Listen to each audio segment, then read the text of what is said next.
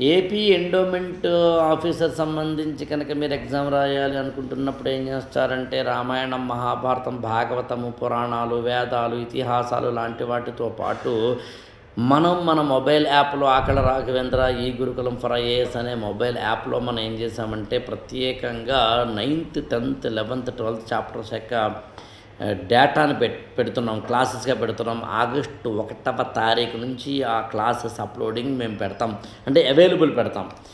దాదాపు 4 చాప్టర్లు అంటే మీకు కాస్త అటు ఇటుగా హిందూ సొసైటీలో ఉన్న ఫ్యామిలీ సిస్టమ్ గురించి, అడాప్షన్ అండ్ సక్సెషన్ అంటే దత్తత, వారసత్వం లాంటి వాటి గురించి, ఎండోమెంట్స్ యాక్ట్ ఉంది కదా మనకి 1987లో వచ్చింది.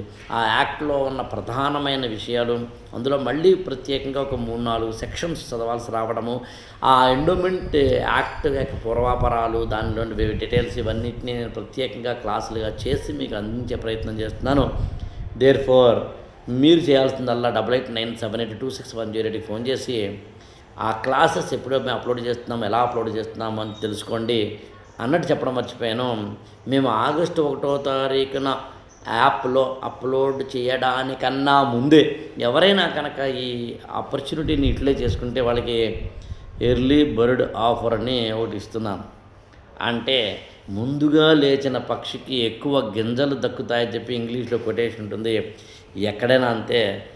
ఎర్లీ బర్డ్ ఆఫర్ అంటే అర్థం నిన్ను త్వరగా నా స్టూడెంట్ని చేసుకోవడం కాదు, నీ నుంచి త్వరగా నేను డబ్బులు తీసుకోవడం కాదు, నిన్ను త్వరగా చదువుకునేలా చేయడం, చదువు వైపు నిన్ను త్వరగా పంపించడం.